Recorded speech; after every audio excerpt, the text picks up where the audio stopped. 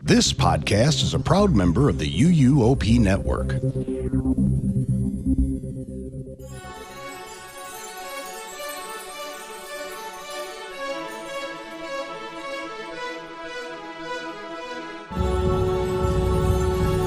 This is episode 718 of the unofficial Universal Orlando podcast for June 10th, 2026.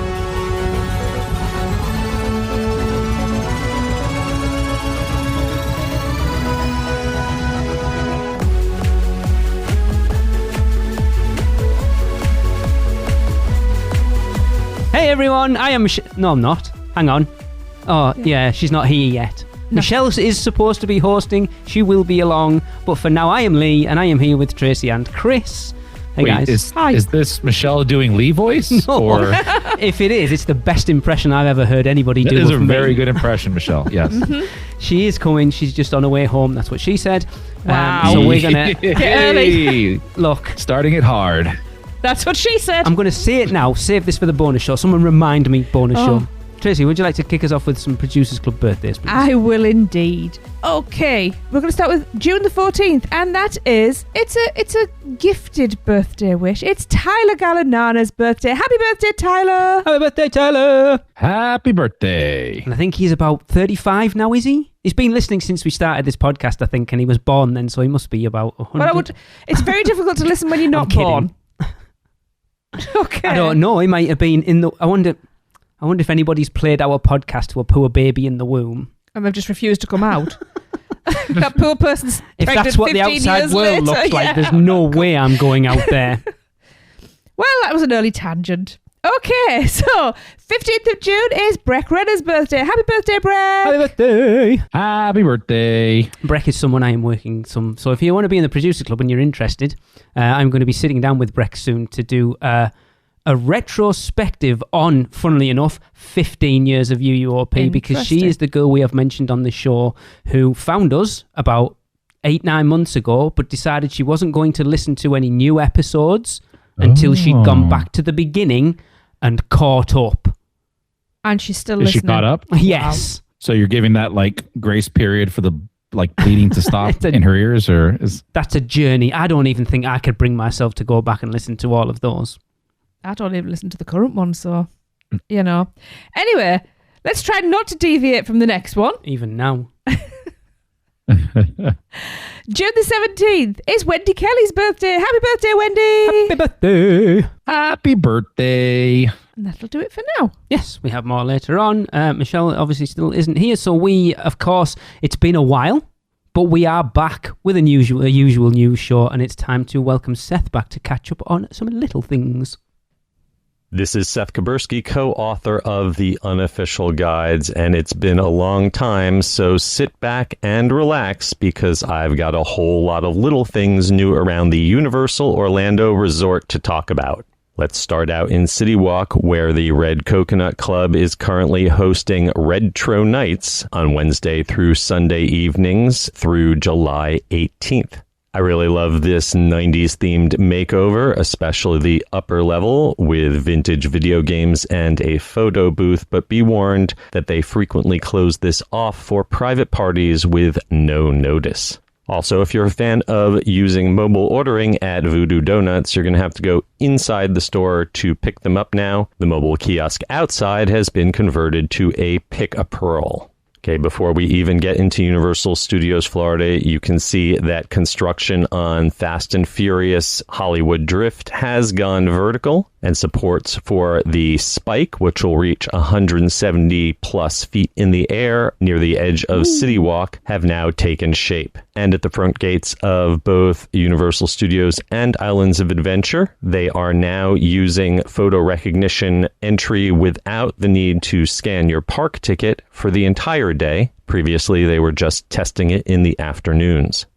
Entering the studios, I'm very happy to report that the background music in Hollywood, which had been switched over to pop music throughout the season of grad parties, is now back to the classic background music. And if you need some health supplies, one of the large PharmaBox vending machines has been added near the lockers over by the studio's audience center. Continuing around the park, I was there for the closing day of the former version of the horror makeup show back on May 12th. But now that the show is closed until late this year, they've even taken the title off of the Pantages Theater marquee. Continuing around the park, in DreamWorks Land, Poe's training camp and live show are supposed to reopen on July 4th. Hopefully then, we will see if that splash pad has been permanently removed, like the one at Shrek was.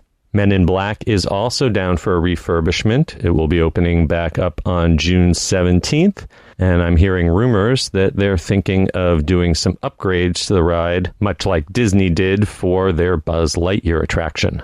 At the exit of Men in Black, you can still find some merchandise from Universal Studios Hollywood's Fan Fest featuring One Piece. Over in the San Francisco area, Universal has given Richter's a summertime Jaws makeover and brought back a lot of the props that they had out for last year's anniversary celebration. Nearby Chez Alcatraz is also celebrating Pride Month with some special beer and cocktails. And Universal's Mega Movie Parade returned on June 5th. Instead of running in the afternoons, this summer it will be running between 6 and 7 p.m. on most evenings, but check the schedule for details. The opening day was missing a few floats, but hopefully they will get the full parade up and running before you hear this. Let's hop over to Islands of Adventure, where refurbishment on the exterior of Confisco seems to be wrapping up, and the Starbucks across from it has finally reopened. However, they did not add mobile ordering to that Starbucks during the refurb. You can still do that only at the City Walk location. Not much new in Marvel Superhero Island, but in Toon Lagoon, Me Ship the Olive will reopen from its refurbishment on June 10th. And the Watsamata U store has been painted over with some new humorous speech bubbles, some of which mock the fact that it's been closed so long. Nice. The Jurassic Park Jeep that sat in front of the Spinosaurus photo op is still not back, and based on the markings, I'm pretty sure it was sent out to Hollywood for their Fan Fest nights. Pteranodon Flyers remains closed, but is scheduled to finally reopen on July 3rd. You're going to have to wait all the way until November 20th to ride Jurassic Park River Adventure again. And you've only got a few weeks left to ride Hagrids using the Express Queue, because that option is disappearing at the beginning of July, which should hopefully make the standby queue move much faster.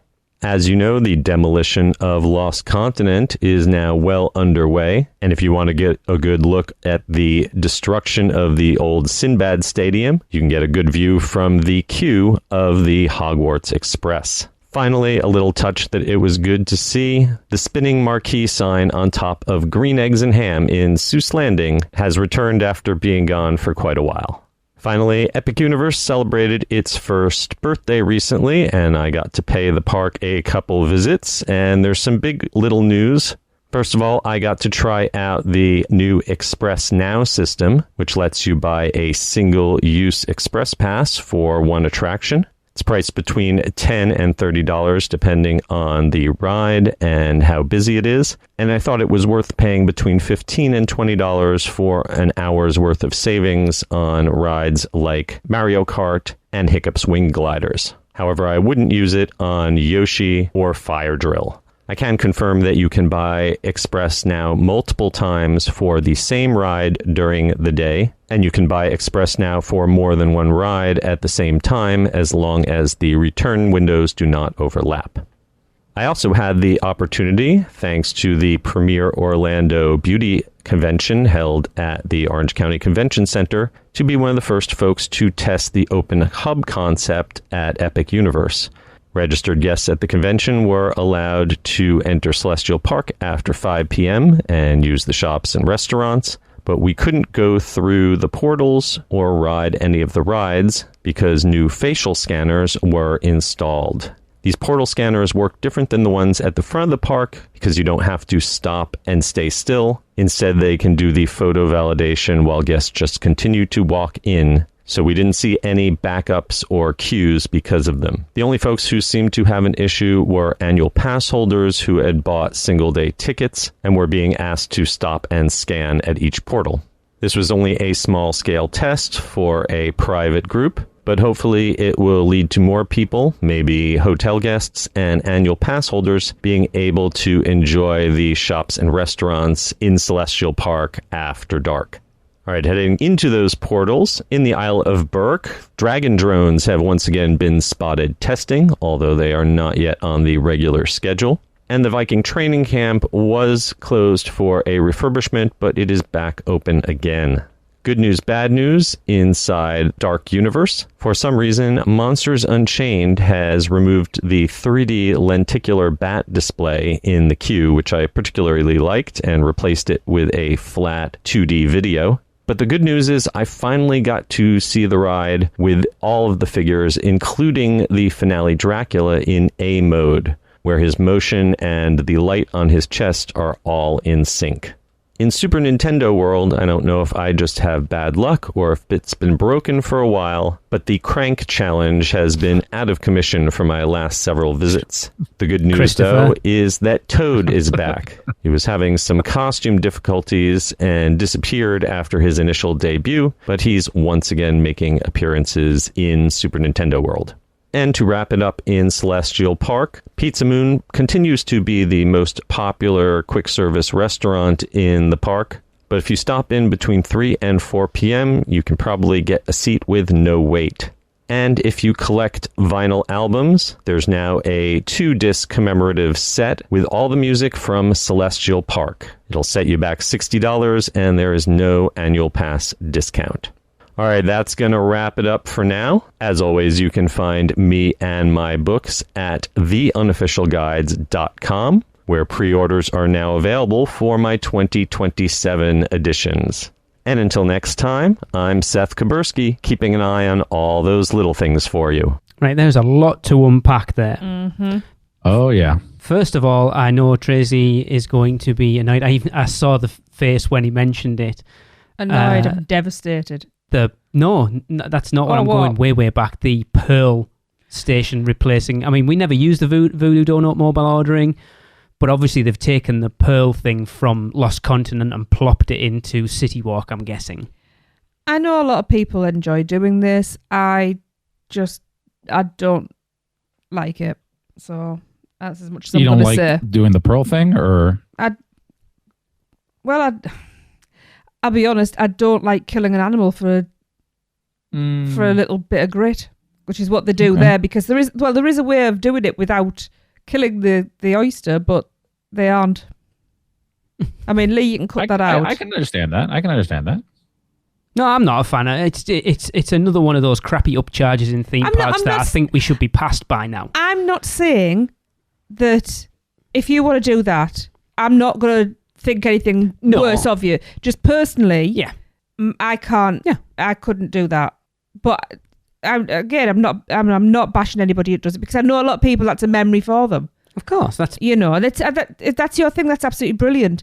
It's not for me. I mean, I will say that we have done it a couple times. Mm-hmm. It is something that. Oh, then she hates you now, Chris. I know. Well, no, she should hate Alexa more than me.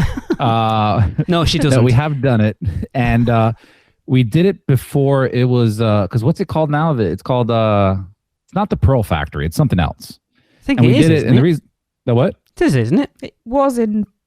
Because because we did that with Michelle and Chrissa when we were over just before COVID. They did it, didn't they? See, because I if I remember correctly, and this is going back a while, like it was called. I could have sworn it was called the Pearl Factory, but then at some point it changed over to something else, or maybe it turned into the Pearl Factory. But I remember when we first started going to the parks, it was something that Alexa, she loves pearls, and we went to go do. And that first one we ever did, she got this really beautiful pearl. She wears it to this day around her neck. Like we got it seated on like a nice little gold clasp, and it's like her favorite piece of jewelry, and it's just like a memento of that time, and all that. But what we loved more about it was we had like this, like every time we'd go by, we'd for some reason stop and talk to the same lady who worked at that Pearl booth. That's interesting. And it's the one that was in Studios that was right next to Fast and Furious. Yeah. And honestly, she's been doing it for like she was the one that did Chris's. She said she'd been there for like 20 years or more. She's amazing, and like we would just go there and talk to her, and she remembered us every time. Like, it's amazing. Yeah. And then it changed over at some point to another company, and then she wasn't there, and we never did it again because it was like it felt different. It felt like they were just doing like, oh, come to the Pearl. They didn't do like all the, you know, the ceremony thing, and I don't know, it just felt cheap. So yeah. I mean, don't get me wrong, I love pearls. I think they're really pretty. No, but I totally understand what you're saying. Like it's just, it's a, you know, personal preference, isn't it? You know, some people like Fast and Furious. I'm going to serve her the divorce papers today. Don't worry. I never expected that conversation. Like, talking about little things, for that to be something that we picked up on. Let's talk something a bit more interesting. The Fast and Furious spike. Holy crap! Is that going to be a statement in City Walk? Yeah. Can't wait. Yep.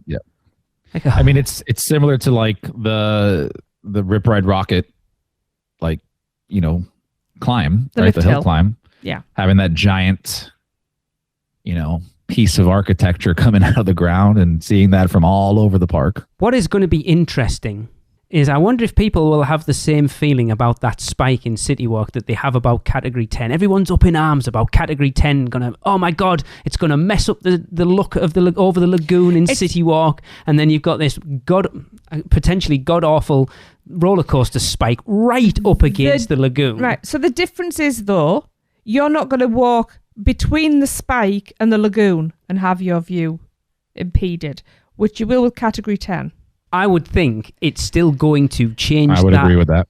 I still think it's going to change that landscape and that view of City Walk. Not necessarily, however you look at it, in a negative or a positive way. It's just going to be different. And there will be people that don't. Personally, I think it's awesome. Because if for someone, the first time you visit and you haven't done your research and you walk into City Walk and you see that spike, you're like, holy crap, what is that? Again, to me, it's the same thing like the lift hill of Rip Ride. Like, it's become an iconic piece in most merchandise when you see the landscape of the two parks and City Walk together. It's that lift hill coming out. Maybe they now make it like the spike coming out. Or when you look at the top hat of Velocicoaster. Like, I was always worried about that going in there, of ruining that view across the lagoon. And if anything, it's the absolute centerpiece of Islands of Adventure for me. People get used to new things. I know, but you know what the internet's like. That's up to the internet. I mean, we'll discuss something later. Yeah, all 7 people on the internet. There is a thing in there. I want to leave until later. Nobody complains on MySpace. That's true. Because I want to have a huge discussion about it that's got people up in arms, so we will leave that for later. Maybe I just want to have a little discussion? Not a huge one. Ooh, I love fighting.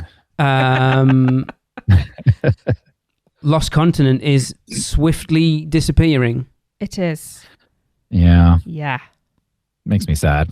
I kind of like it because, as we said, you weren't on last week's show, Chris. We talked about this quite a lot, and it's like I'm not that bothered because the Lost Continent kind of died 3 years ago, really.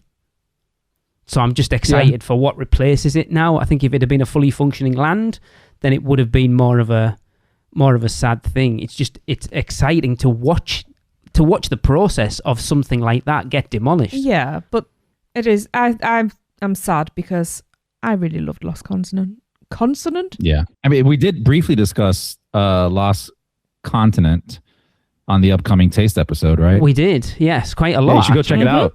Yep. Yeah, it's just like UUOP. It's like this episode of UUOP instead of Michelle, we've got Kayla. If we would have invited Kayla to today's episode instead of Michelle, we should have done. We would have had another episode of what Taste is coming out with. We should have done. That was awesome. I do think poor Kayla may be traumatized by that. I was talking to her today. No, I apologise because I hope I didn't take over. And she's like, no, you were good. Because I get into We just gave up because we know what you like. Yeah. Has anybody dethroned your high score on the crank challenge, Lee? Probably not. Okay. I was going to say, I know you mentioned that River Adventure's still closed, obviously. I saw some pictures from BioReconstruct today, and it doesn't look like they're replacing those animatronics. Okay. Because they are still there. There was the Stegosaurus with its head kind of degloved. And is it the Brachiosaurus, the one with the big long neck, that neck being degloved? So I don't know whether they've replaced those bits. So it doesn't look like we're getting full animatronic replacements.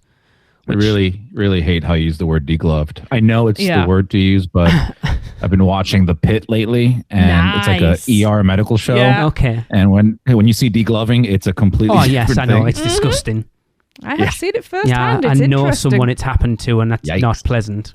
I don't like it when you poke it or flick salt on it either. That was something I was going to go and ask there. That Seth mentioned that the I can't think what the word he used now. Basically the facade of horror makeup, the wording for the show's gone. Yeah, that whole thing's gone. And are we getting a name change? Why would you take that down? Maybe they're just going to get new lettering or updated. Or maybe it's so we don't have people guests looking going. Yeah, that's true. We didn't stop. Why can't try the doors and Maybe that's a good point actually. Because we all know that theme park guests are idiots. Obviously, present company listening excluded. But we all know that theme park guests are sometimes not the smartest. Our listeners are not typical theme park guests. No, they are not. They are very distinguished ladies and gentlemen. And others. Very skilled theme park goers. Yes. And the ultra skilled are the producers. Probably more than us, to be fair. 100%. And you can gain those skills by joining the Producers Club. Roll the ad. UUOP is brought to you by the Producers Club. Join today and get bonus episodes, the chance to be a guest host, birthday shoutouts on air, be part of our awesome Facebook community, and more. Head over to uuop.supercast.com to subscribe. Shameless plug. Seth mentioned that he got to ride Monsters Unchained and everything was working. And Scott Stimpinski from the Producer Club messaged me at the weekend and said, I'm over at Epic. Is there anything you want? And I was like, no, I don't think so. But go and ride Monsters for us. He went, I did. Half the animatronics were down. I was like, all right. Perfect. Poor Scott. But that takes us to what you thought I was talking about earlier, and that lenticular bat in that queue is awesome, and they've got rid of it. I seem to remember that it wasn't working properly last time we were there. Well, I'm kind of wondering whether some guest who's a little inebriated has got a bit handsy with it or something like that. It's too high It's up. too high. Doesn't stop people. You know what is that bat? So it's so you know where you come through the room where Frankenstein is? Yes. With the old Frankenstein with the body with like the scanner, and you go round to the right and then round and then you go like down and through a doorway. That leads you basically to the little bit of a queue before you go into the first pre-show. It's literally on the wall by that doorway there behind Frankenstein. I have to watch a walkthrough. I forgot already. It was like one of the first things. I took so many videos of it when we were there for media. It's awesome. Blew me away. Yeah, it's super cool. Oh, I'm gutted. I suppose there's a couple of things. Express Now, I hate. I hate it with a passion. Yeah, it feels very cheap. Yep. It feels cash grabby. It feels like when Disney did the whole Genie Plus thing. Yep. Well, you've still got it now with Lightning Lane Plus, haven't you? They're still the same. They're only following suit with Disney, but I don't know. I mean, it feels like when we went to, this was years ago. I think they still do it. Was it maybe Busch Gardens, where like we went to go do some rides and you can buy like, oh, here's a fast pass or express pass, whatever they call it, for this roller coaster, and it was like $5, $10. Yeah, that's the I don't thing. know. It just doesn't feel like a universal thing. A premier theme park thing to do. No, it you're feels right. like a Six Flags type thing to do. Yeah, I was going to say, the fairgrounds that roll into town, and you wouldn't trust your life on it because not even that. It's that kind. It feels like that kind of sideshow thing. Not even that. It's every other theme park, and not even theme park. Let's quote Dawn. Shout out Dawn from UUGBP. The amusement parks. It's a typical, exactly what you said, Six Flags, Cedar Fair. It's those second-rate theme parks that they've had quick queue and stuff like that, and it's been a part of that for the longest time because they don't.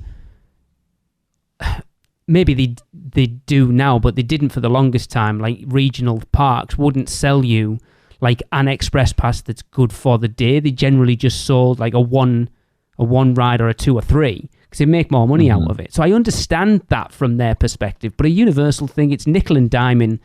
I think it's like if you don't want to wait an hour and a half for Donkey Kong, you can pay $25. Yeah. It's just a way to generate more revenue. It is not, in my opinion, it's not in the benefit of the consumer, right? It's not. Well, because I think Universal had it right when they did. Here's a single price. Here's your express pass for everything. Yeah. Go ride. Yeah. Right. As opposed to you have this. What do they call it now at Disney? Is it still Genie Plus? No, it's Lightning Lane. Lightning Lane. Sorry, Lightning Lane. When I did that, it was still confusing as hell. And when you go with a bunch of people, it was just a pain in the ass to use. Yeah. I've got a controversial thought about what's it called? Express Now. So how long would you think it would take to literally ride straight front of the line every single ride in one park? I don't know. It's not front of the line. It's express though, isn't it? That's the thing. But I don't know. I don't know. It's express. It's like paying a single-use express. Okay. I was going to say, because if it was so like you're not front of the line. I was going to say if it was literally like a VIP express thing. No, it's not. Yeah, you can buy it, but your ticket's a half-day ticket. How much are express passes at Epic? I wonder if you could just buy a single-use express, like Express Now, for everything you want to ride. Would it be cheaper than buying like a one-use per ride for everything at Epic? Probably not. $10 to $30. It depends, because it's dynamic pricing, which I also hate. I hate dynamic pricing. Michelle, how do you feel about Express Now? To be honest, this is the first time I'm hearing about this.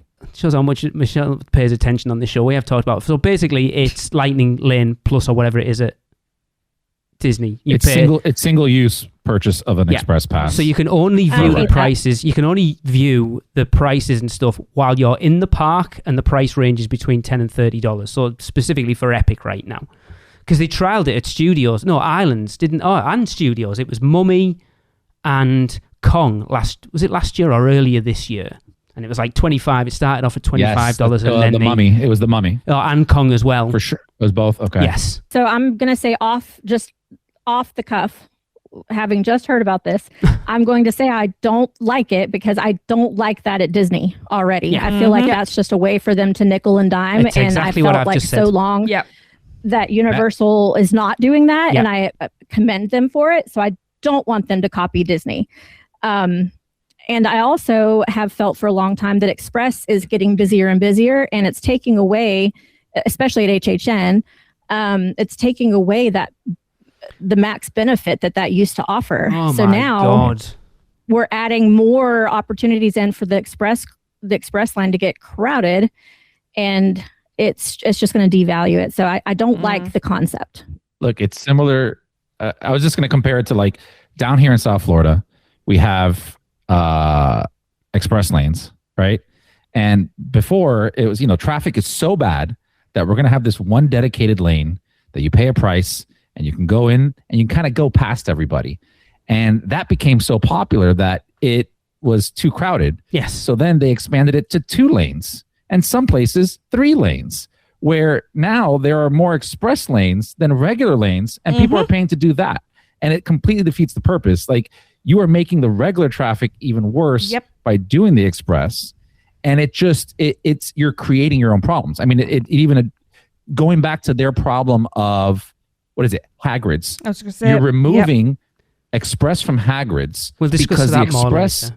Okay. I won't go too much into it then. Okay. But you're removing the express from Hagrids because it's so variable and it's so difficult to manage these lines, yet you're going to start offering single one-off uses. So instead of me being able to sell entire passes that I can go, okay, we have 1,000 express passes today.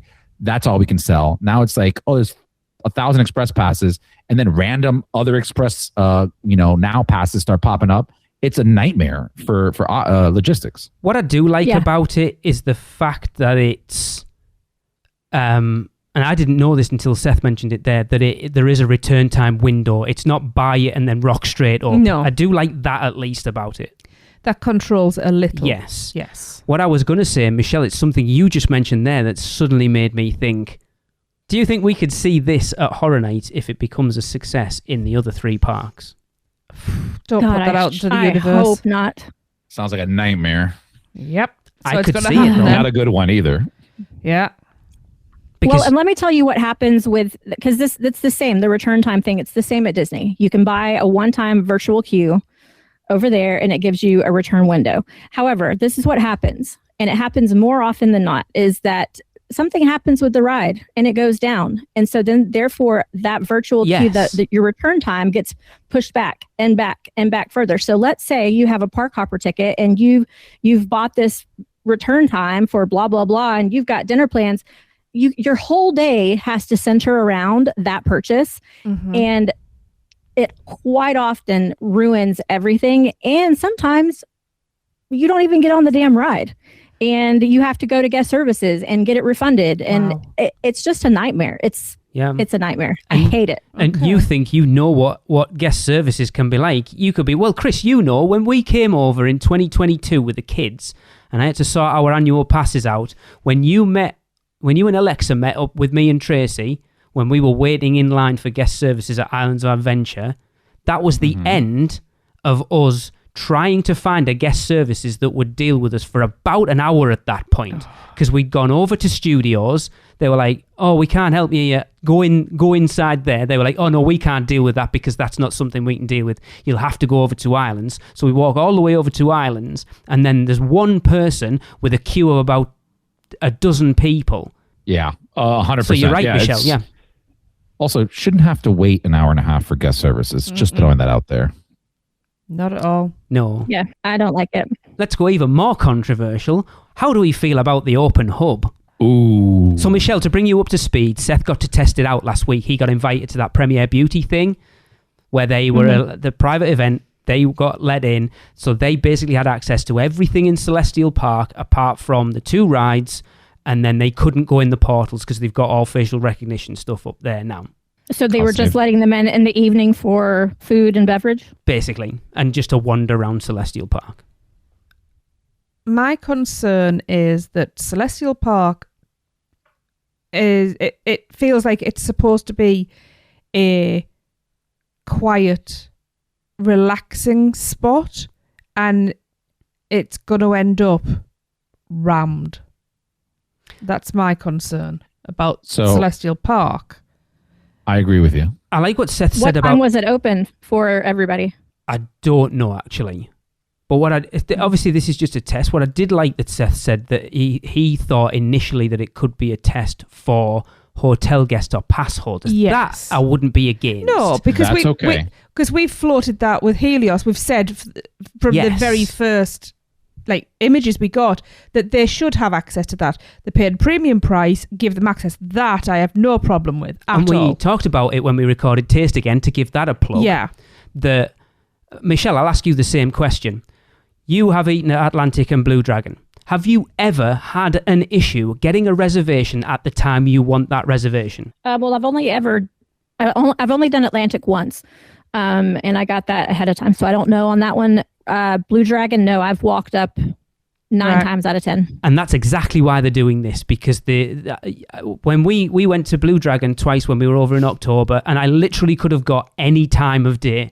And that's the issue, that people aren't booking the restaurants, and they want people, because when people are going to Epic, they're going into the portals and doing the rides and stuff like that. They don't want to waste an hour or 2 hours in a sit-down restaurant. So that's why bringing this in, that's what Universal want. They want to bring people in who can't go and ride the rides to bring money into those restaurants. And I completely get it. Which I understand, it's a business. But hey, I want a fork and knife grilled cheese, but I don't have a park ticket. I think you actually can book Mythos if you don't have a park ticket, funnily enough. Can you? Can't. No, I'm pretty sure you can book it, and you have to tell... So this might have changed, but I remember having a copy of Seth's book a few years ago, and if you have a reservation, they will walk you to it, and you can go in, and then they will walk you back out when you're done. They might have changed it, but that was a thing at one point. I've never in my life heard of that. Yeah.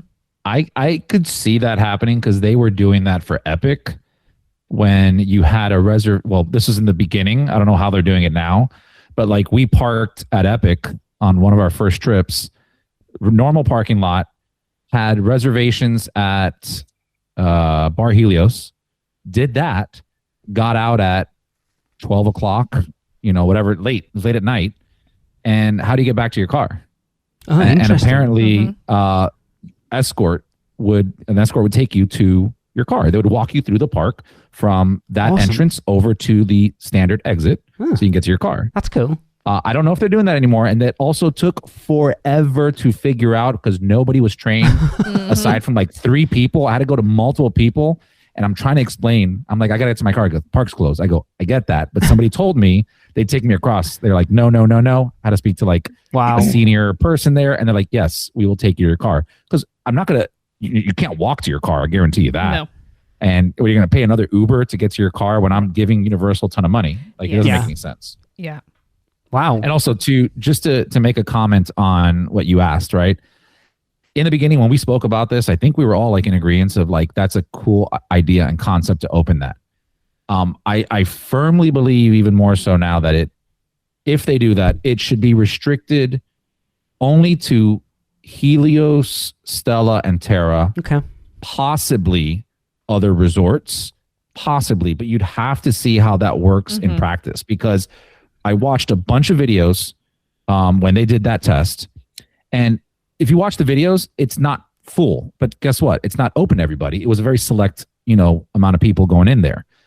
You open that up, it's going to flood that area, which takes away from what Tracy said of that relaxing, like sitting on the fountain, just hanging out, just relaxing. And on top of that, the other thing that I absolutely hate, and I would just go crazy if I paid as much as I paid for an Epic ticket to then see these switchback queues in front of every portal taken away from the theming.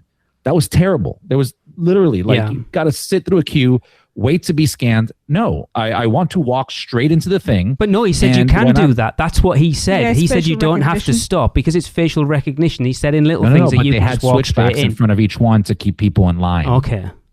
So you're putting you don't have to show your ticket. You are doing the facial recognition, but it was there's a queue still to get. Yeah, okay. You have to queue. Yeah. And imagine seeing that in front of like Super Nintendo World. Yeah. Like how terrible would that be? So here's a thought then. So we've been told that the capacity for this park is 50,000. How maybe that capacity is getting up to 50,000, that doesn't necessarily include ticketed guests. So that 50,000 is ticketed guests plus people who can get in and use Open Hub. Which is surely the hub can only be open if the park's not at capacity then. Because health is what we call health and safety and all of that. You can't have a 50,000 person park capacity and then have Open Hub. No. Yeah.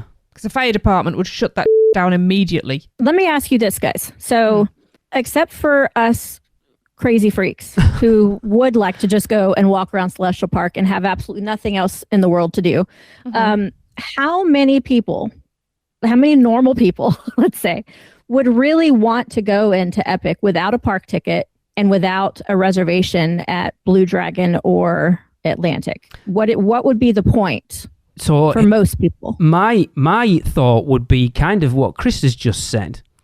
For people who aren't necessarily gearing their entire trip around Epic Universe, but staying at Stella Nova and Terra Luna, and we've said they don't have food options really without schlepping up to City Walk.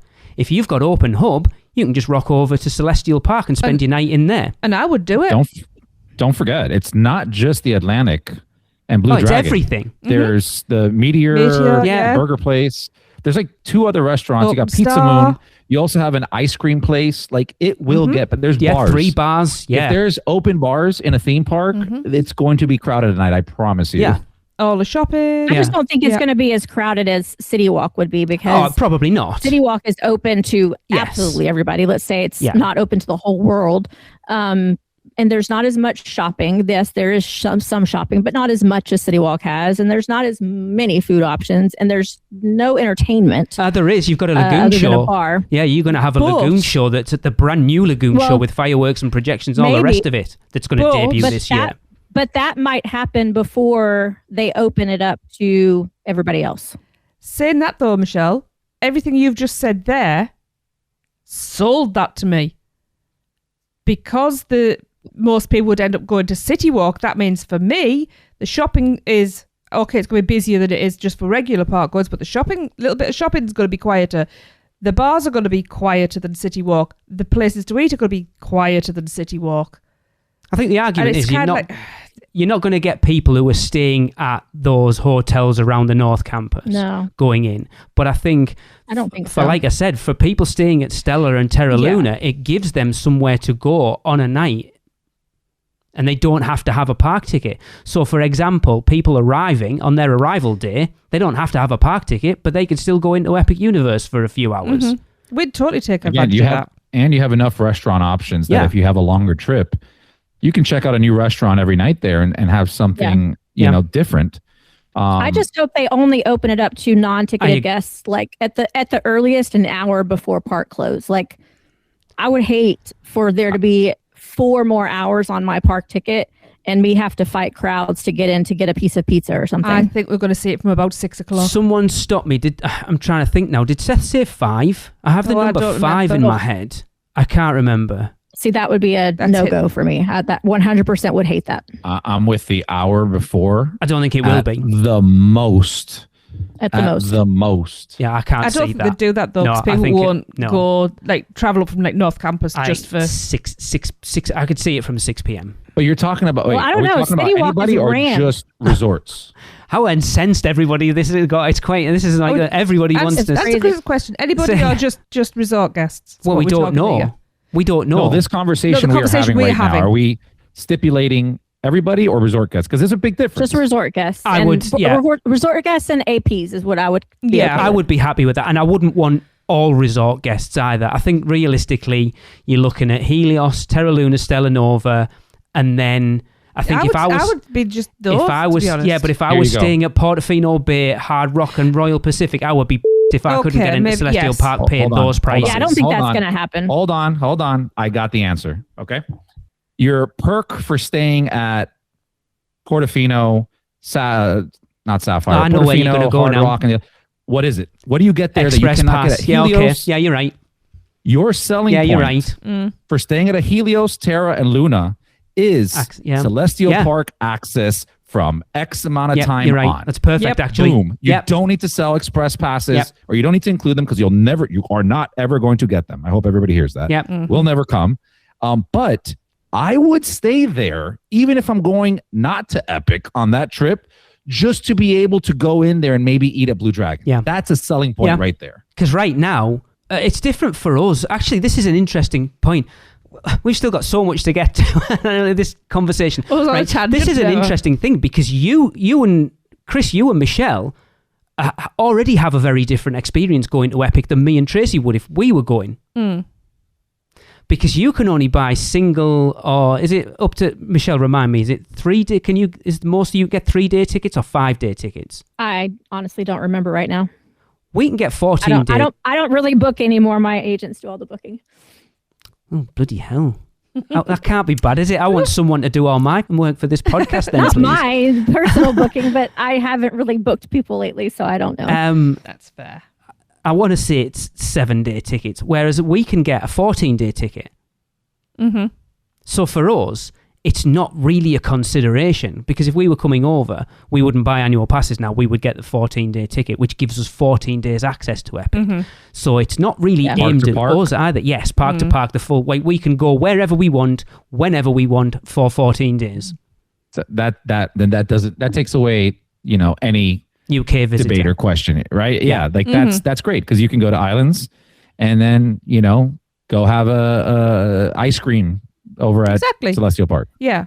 But we've got tickets. It's a difference. No, it's not just but that's open what I'm to saying. anybody. There's no benefit for us to stay we need to stay at Stella, Terra or Helios to get access to Celestial Park the days we don't have a ticket. No, but if you want a happy wife, I will be staying at one of those hotels. I mean, I want to at some point, but it's a different... That's what I'm saying. It's different for us compared to it is. Somebody in the US. You're having to buy a 7-day ticket or you've got a 1-day ticket and then that benefit of staying at one of those hotels and being able to get into Celestial Park on a night is a big plus at that point. Look, I think you're going to have a lot of very upset paying park goers because, again... If I am paying $180 or whatever the max price is right now for that park, I expect from the time it opens to the time it closes that is for pass holders or for ticket holders. I don't want open area for other non-members or non-park goers to go in there. That's just, I'm paying for that exclusivity to go in there, meaning the crowds will also be lower. Yeah. If I didn't want that, I'd go to Icon Park, right? I'd go eat out there because anybody can go there.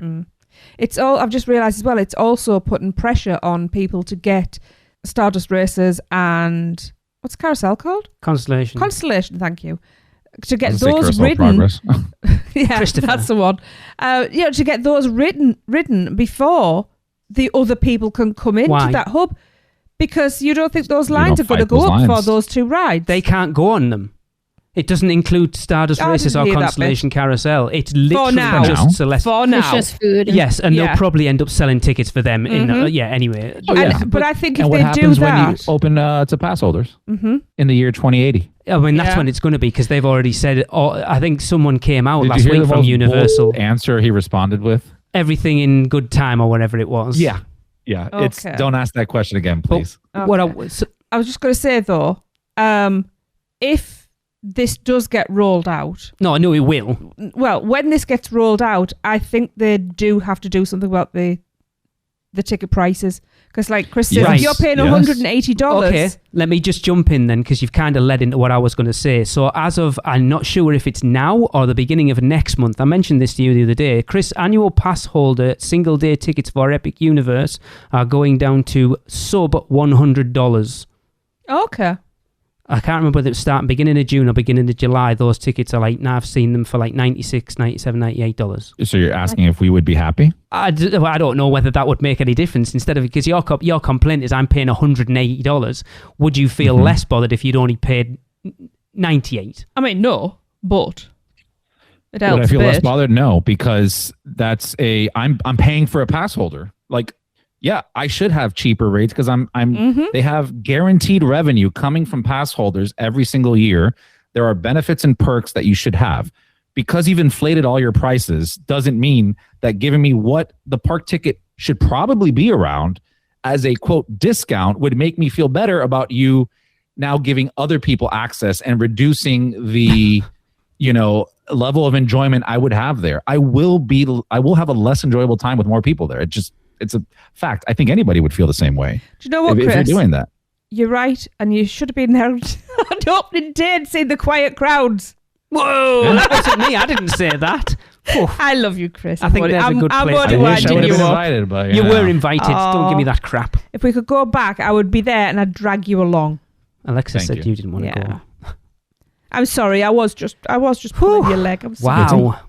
It's okay. That was a heated debate. I think Michelle, we need to move. That's why I did that, to try and just. This could be a whole episode discussion. Yeah, I think it pretty much has been a whole episode discussion. So should we get Michelle's input on the crank challenge? No. Okay. She'd be good at that, I'm sure. Wow. Anyway. Okay, so let's move on. It is time to head on over to a listener for Which Cone Makes You Moan. When you're hungry after riding on a dragon, hot and sweaty and your energy is flagging. Don't want no blade, I don't want no little bowl. Wanna use my tongue and my heart and my soul. Just like kicking, baby, just like BBJ. Or are you classic, baby, classic all the way? Rich and creamy, yeah, you know it's gonna stick. When you put your face down in it, it's so tasty, hot and thick.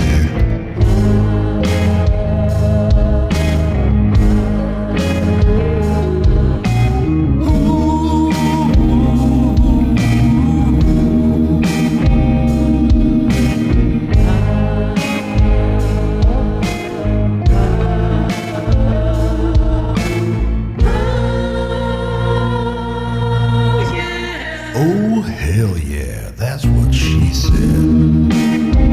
I'll have what she's having. Gonna take you all the way to cheesy heaven. Which cone makes you moan, yeah. A which cone makes you moan, yeah. A which cone makes you moan, yeah. A which cone makes you moan.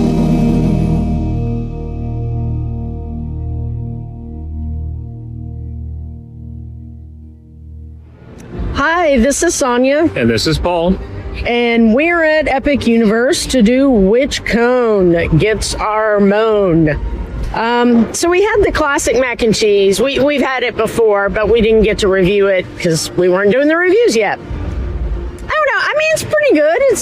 The bread's good. It can get a little dry. I wish the mac and cheese were cheesier, so I think I'm going to give it a 3. Yeah, I'd say maybe 2.5. The bread's pretty bready. The bread was good. It was probably the best part of the cone.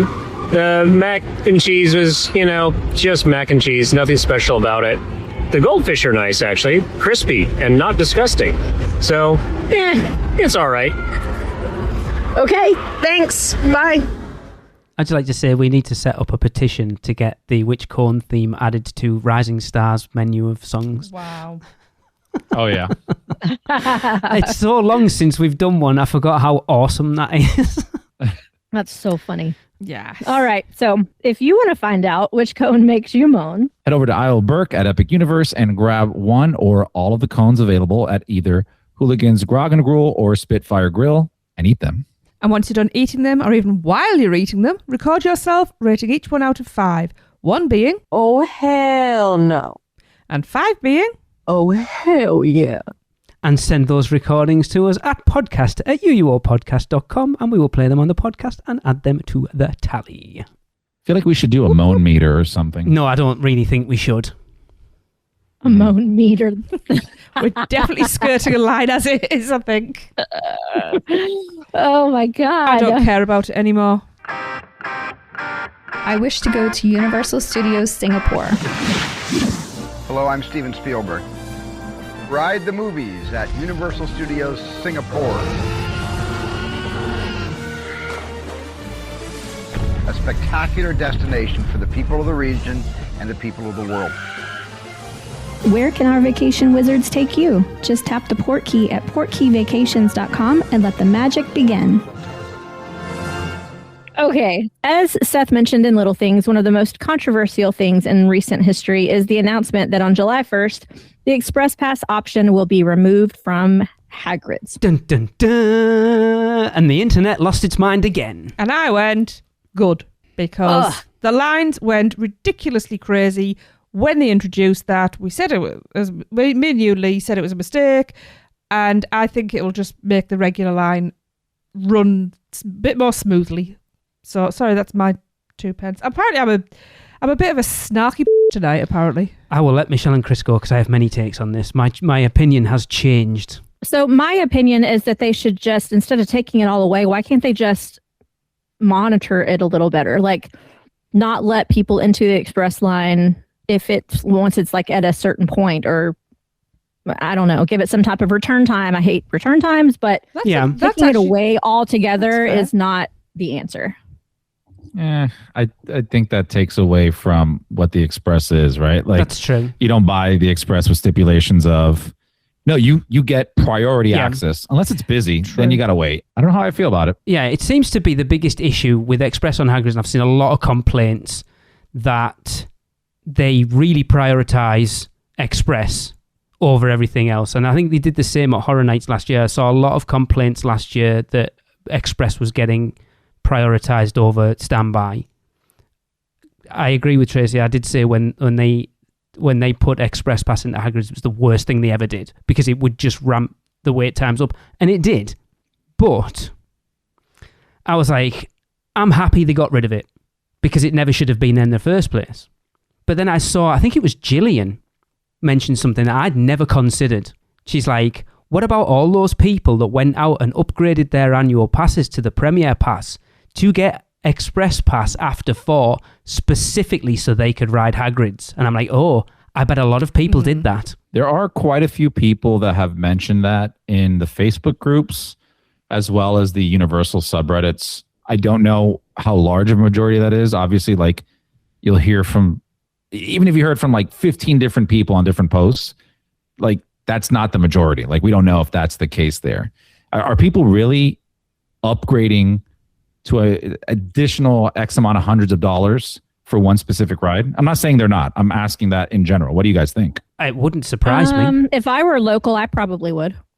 Yeah, you go. One ride. Yeah, but you're talking about Michelle's favorite ride other than Monsters on the planet. Yeah. And there's a lot of people, by how busy Hagrids is all the time, tells you how many people love that ride. I think people would. If the lines weren't so long, I'd ride it a lot more. Me too. Well, and I have a question because I have been quite often over the past few years with Express and without Express. And honestly, I haven't really seen in my personal trips, I have not seen the standby wait time be any higher than it was before Express happened. What I have seen grow is the wait time for the people that do have Express. So, for instance, on one of my recent trips, I did have Express. We hopped in line in the Express line right before park closed, and we waited for freaking ever to ride that ride. Okay.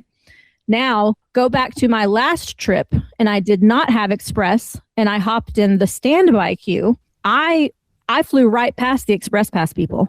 Interesting. So, are they removing it because the Express people are getting a bad deal, or are they removing it because the standby people are getting a bad deal? I think it's because the Express Pass people are getting a bad deal. That's an interesting viewpoint. I don't know why they would, because as long as they're making money out of it, they don't give a shit about the Express Pass people. Well, they're not getting money out of it, whether they have it or not. I mean, Express is Express. Yeah, but they're paying. Well, that's true. Yeah, but then if people are upgrading their passes, they're making extra money out of the fact that has now Express. I mean, it's interesting. We've never seen this before. We have never seen a ride get Express Pass granted and then taken away. I mean, isn't the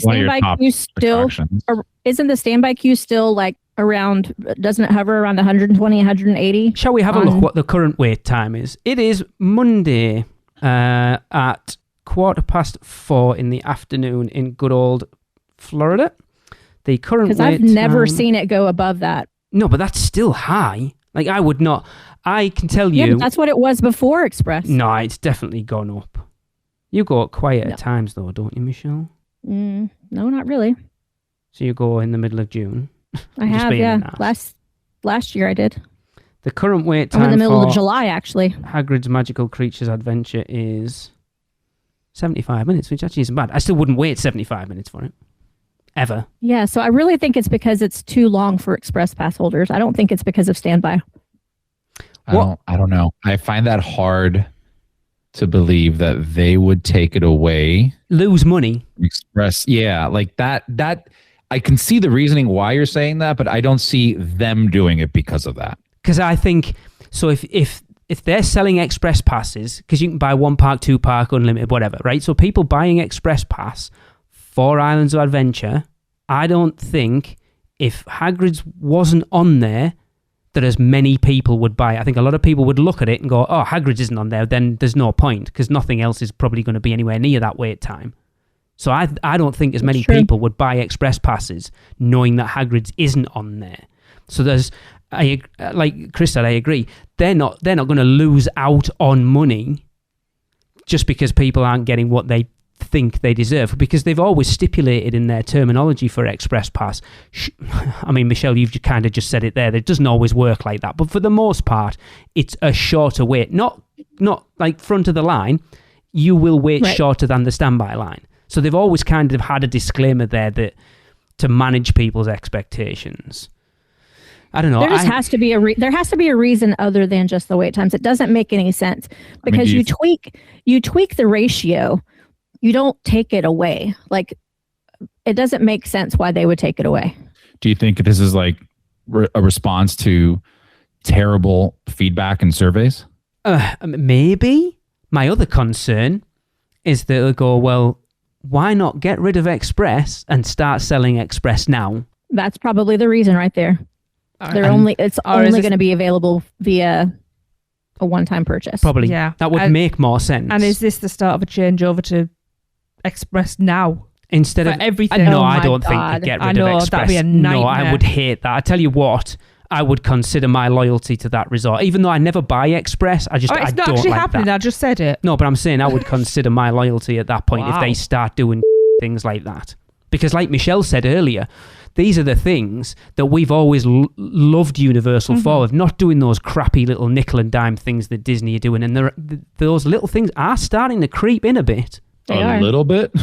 I would. They're still not. It's funny. I can't remember. We talked about it on Taste, didn't we? What did I say? That like there's certain things that they do that still feel like they're a company trying to catch Disney. I can't remember what we talked about now. Oh yeah. But then it's like the ride and dine thing. It's like you can now pay to ride a parade float. There's little things like that have been free for the longest time. I don't know. I don't like the idea of this. It's funny how it's doubled back to that Express Now thing.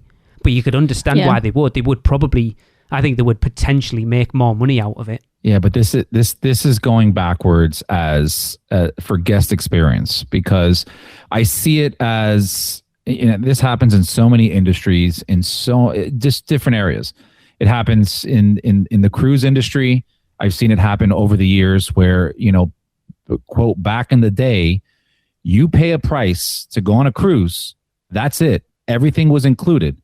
Then cruise ships found out, well, we can add premium experiences and start having these other restaurants at a discounted rate because we'll include it, but you got to pay a little extra for this, to the point that you go now to some of your top tier ships. And Michelle, I know you know this because you deal with this, but some of these ships, like half of the restaurants are a premium price on top of that. So are some of the experiences on the ships. Before, everything was included. You're paying one price. And the reason why I'm comparing it is, before, you go to a theme park and that's the experience, right? Yeah. You change the game when you have now pay to play on express passes. Right now, you are technically increasing the price of what it costs to experience that park at the best level it can. And you are now doing that again by adding additional just single use. Yeah. It's really going backwards, and it's terrible for guest experience. It's great for the shareholders. Yeah, and that's what it's about. Mm-hmm. Yeah, I don't know. It's not cool. And hopefully, I don't think they would do the Express Now. I mean, if they did, like, there would be some serious backlash, especially talking about those people who upgraded their Express passes to then have that taken to now it being a paid experience that's not included in the pass that you paid for. Also, how bad does that look for your company when you're saying, we're removing Express. We want to make sure that, these lines are really bad. We don't want that. Oh, but also we're adding Express that you can just buy for this one single ride. But man, please don't tell me this is their gateway to freaking Lightning Lane. Disney Lightning Lane, where everything, even the free rides, you can book a return time. I hope not. Please, God, do not do that. Yeah, that's terrible. Yeah. Because in order to put this technology, the Express Now technology, into the app to allow people to have return times, that technology can easily roll out to every ride there. Is Express Now doing return times, or is it just it's a return time? Yes, it is. But then the argument is, look how many times Universal have tried to implement return times for stuff like Battle of the Ministry during previews. It was a show.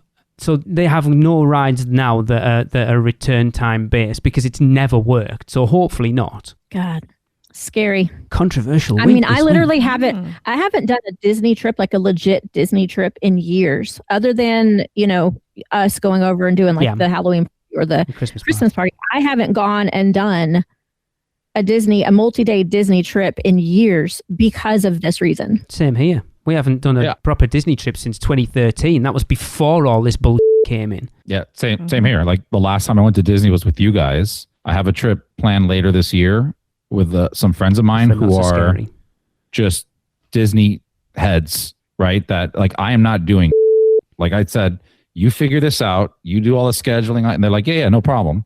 But for us to go on our own, the amount of research and studying I'd have to do just to figure out a semi-decent trip, forget about it. Yeah. Well, then even for those of us who don't need to do the research, it doesn't matter. Once you're in the park, you still have to be attached to your phone, looking down, scheduling things all day long. Yep. And it's not fun. Nope, it's not. Well, the time I went with my family prior, like I had mentioned a little earlier, it's some of us got the Lightning Lane, the 3-ride one, I think it is, or I don't know which one it was, but then we had issues with coordinating the same times, and we started not getting the same times, which took away from the point of us paying for it. Then I went to guest services, and that took 45 minutes to even get it. It's horrible. It's a terrible experience. Yep. I think Universal should lean in on their strengths, their differentiators, which is don't worry about all that. Yeah, Let's exactly. Just pay this price. Agreed. You can either just get everything or you get nothing. Yeah. And that's it. I agree. Yep. Don't make it overly complicated because then you're doing Disney. We're going to get into this way more down the line because I have an episode planned for us to talk about all of this, like line skipping and wait time and all the rest of it. We'll really dig into it because it's way more. There's way more involved in it than you actually think, and it's I think that's going to be a very interesting conversation. Looking at just the brief bit we have right now. Yeah, it'd be interesting to bring Maddie into that conversation unless you've already planned that. But because she, as a supervisor at Disney, knows exactly about line management and how they do ratios and things like that. So that would be an interesting insight into the science behind it. Interesting. Yeah. Maddie, get in touch. Yep. Yep. Cool. All right. Well, let's move on. It looks like we have a few birthdays. Tracy? We do. Second batch. So we're going to start on June the 19th with Callum Duffy's birthday. Happy birthday, Callum! Happy birthday! Happy birthday! Happy birthday! And on the 22nd is Graham Boyd's birthday. Happy birthday, Graham! Happy birthday! Happy birthday! Happy birthday! And on the 23rd, it's Jess Acker's birthday. Happy birthday, Jess! He was going to do it, wasn't it? Happy birthday! Happy birthday! Happy birthday! And that's the last of the birthdays for this show. So as usual, I'm wishing you lots and lots of cake. Cool. Awesome. Okay, guys, that is going to wrap up another episode of the podcast. Don't forget to send in your recordings of you trying the 3 cones at Epic Universe's Isle of Berk for this year's segment, Which Cone Makes You Moan? Rating each 1 out of 5 and send those recordings to podcast@uuopodcast.com. And we will be back next week to cover Disney digs and references at Universal Orlando. Bye, everybody. That's the end of another Stella episode of UUOP. Use the Flu Network to give you access to us on Facebook, Instagram, X, YouTube, TikTok, and Pinterest. Just search UUO Podcast. And check out our blog at uuopodcast.com for everything else. Send your owls to us at podcast@uuopodcast.com. And if you want to join the Producers Club, jump down the warp pipe at uuop.supercast.com. It's alive on Apple Podcasts, Spotify, and everywhere else that podcasts are found. So please subscribe, rate, and review wherever you can. Dragons aren't the only way to get around. Email Michelle at portkeyvacations.com. She can take care of all aspects of your next Universal Orlando vacation. Listen to them, the children of the night, the children of the UUOP network. Rush of Fear Halloween Horror Nights podcast, the theme park duo for all your West Coast news and info. The Taste of Universal, Universal Orlando Food Podcast. Portkey Passport, an adult-centric Disney podcast. The Unofficial Universal Great Britain Podcast. Big Dumb Stuff, our comedy, pop culture, and themed entertainment podcast. Theme Park Throwdown, a weekly battle between your favorite theme parks. And the Fudge Factor YouTube channel, helping you plan your best Universal Orlando vacation. Make sure to subscribe and come back next week because in the end, it turns out all we needed was a little more of this.